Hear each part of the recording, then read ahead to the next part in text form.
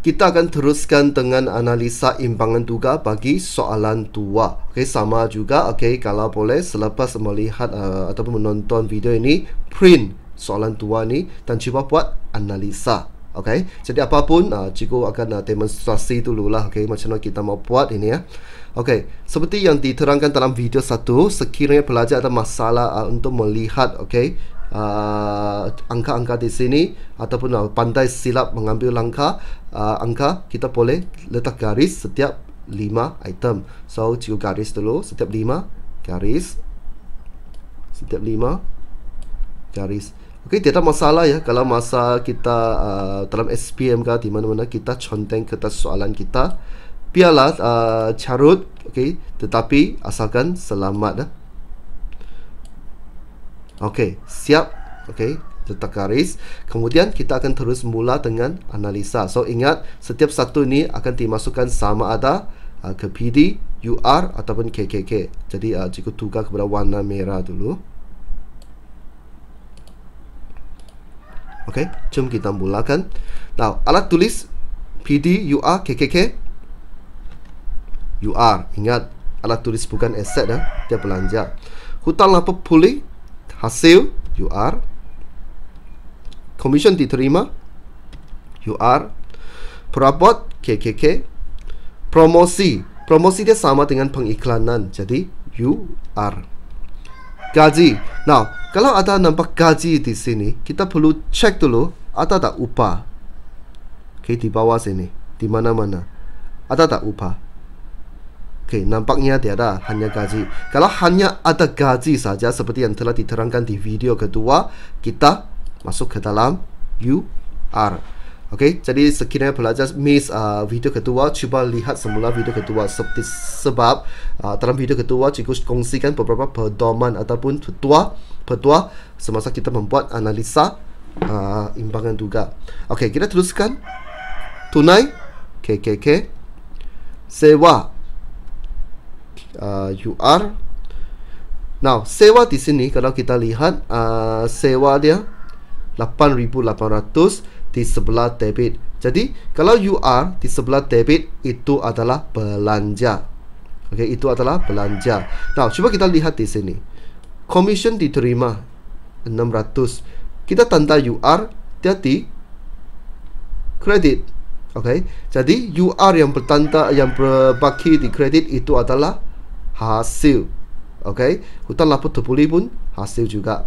Okey, jadi mudah kan? Selepas kita buat analisa, lebih mudah kita tackle soalan itu. Okey, apapun kita teruskan. Penghutang pemiutang KKK. Hutang lapor UR. Jadi hutang lapor ni belanja ke hasil? Okey, angka dia berbaki debit itu adalah belanja. Okey, ingat kalau UR berbaki debit belanja. Kalau UR berbaki kredit macam yang ini, itu adalah hasil. Okey, so no problem. Teruskan. Stok pada 1 Julai itu stok awal PD. Angkutan masuk PD. Kalau angkutan keluar macam mana? UR. Okey, jangan silap Pulangan PD lah kan. Okey, tetapi kita cuba buat analisa sedikit. Nah, pulangan di sini dia berbaki debit. So, yang debit ini dia akan bersongsang dengan belian dan jualan kan. So, kita cuba cari dulu belian dan jualan. Okey, ada di bawah sini. Belian dan jualan. So, 320 yang berbaki debit dia akan songsang dengan angka yang di sebelah kredit. Dan kredit ini okey, dia di tempat yang kedua, dia mestilah item yang kedua. Okey, maksudnya pulangan 320 di sini bersongsang dengan jualan. Itulah kita boleh buat kesimpulan bahawa 320 ini merupakan pulangan jualan. So, itulah cara kita membuat analisa. Okey. Okay, kita teruskan lagi. Bank KKK.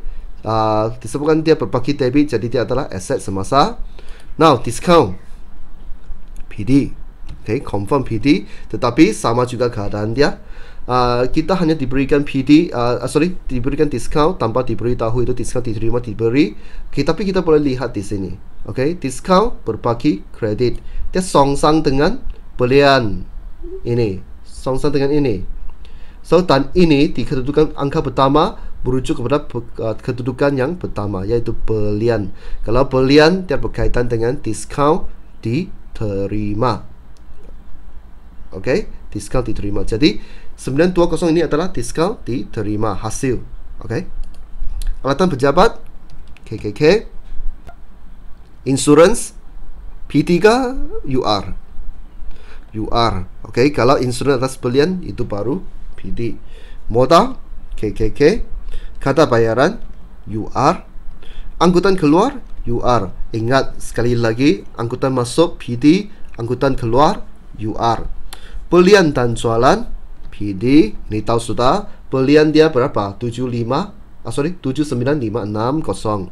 Jualan dia 147950. Susunnya terkumpul KKK, ambulan KKK.